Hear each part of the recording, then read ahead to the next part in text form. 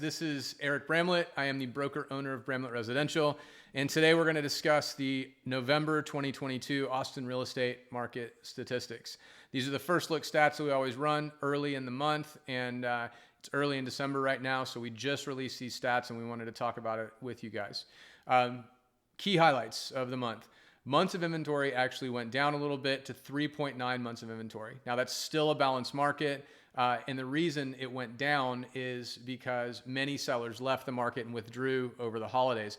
That number went up pretty considerably. We saw almost 3 times the number of sellers withdraw this year than they did last year. Not a surprise though, because last year was so hot. No one had to withdraw because everyone was selling.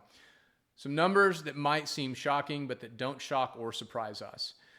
Average sold price in the metro actually declined by 0.64%. It's not a big number, so why would it be shocking?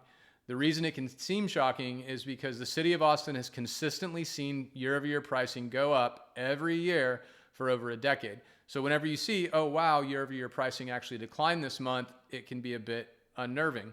We're not surprised and we're also not worried. And the reason for that is that the fall winter of 2021 was an historically strong market. We're now in a sluggish market, comparing that against probably the best real estate market we've ever seen. So seeing a very small decline is not a surprise, and almost would be surprising that it didn't decline more than that. 2021 was an outlier. It wasn't a benchmark, meaning that 2021 was an incredibly strong market. And again, probably the hottest market we've ever seen. Important to remember that early 2022 was just as strong as early 2021, meaning that Q1 of 2022, the Fed hadn't started raising interest rates yet, mortgages hadn't started going up yet, so the market was still on fire.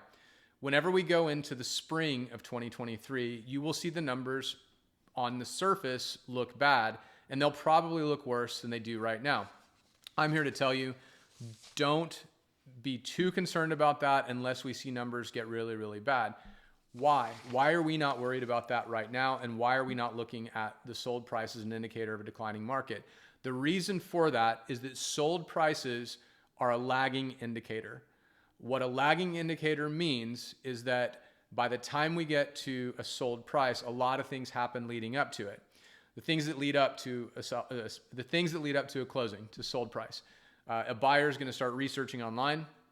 They're going to reach out to a real estate agent at some point. They're going to go to a mortgage lender in order to get a pre-approval. Then they're going to go under contract. Then they're going to close. Call it 6 months of leading activities that happen prior to getting that closing. So if we're not looking at these lagging indicators, sold price, number of solds, what do we look at? Well, we look at the leading indicators. And what are those leading indicators? We look at tracking those activities that happen prior to a closing. Buyers are researching. What does the web traffic look like? Buyers are contacting real estate agents. What does lead volume look like? Buyers are applying for mortgages. Let's look at the Mortgage Bankers Association and let's see how many mortgage purchase applications were reported every week. Looking at contracts, looking at closings. The reason why we're not concerned is that right now the leading indicators don't look bad. They actually look pretty good. We're not ready to celebrate just yet because we want to see things look good and we want to see them look even better in the coming months. But right now, the leading indicators look pretty good, and we think that they will continue to look better as rates continue to stabilize. If rates don't stabilize, we will see things not look great.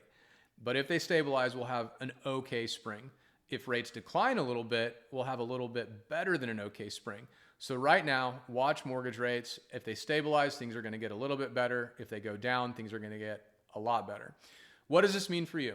Well, if you're a buyer and you're in the market right now, congratulations. You've got a lot of leverage. There are builders out there that have inventory that they want to move. They're willing to make some pretty phenomenal deals for you guys, so go out and take advantage. If you're a buyer and you're not in the market right now, but you plan to be in the market, you're going to be in a pretty good position in the spring. Even if things get a little bit better, a normal market's a really, really hot market for Austin. So you will probably buy into one of the better markets that a buyer will see in the near future. If you're a seller, if you're on the market right now and you don't have to be on the market right now, it makes a lot of sense to just go ahead and withdraw. pull it off for the holidays, put it back on in the spring, and at a minimum, you'll be back into that good seasonality back whenever buyers get into the market because they're not busy spending quality time with family and friends. If you're a seller and you have to sell, you really need to get aggressive with pricing. If you're a seller and you're not on the market, but you plan to be on the market, it's really important to strategize. It's really important to look at what's happening with rates, and it's really important to look at the market trajectory rather than looking behind you at sold pricing.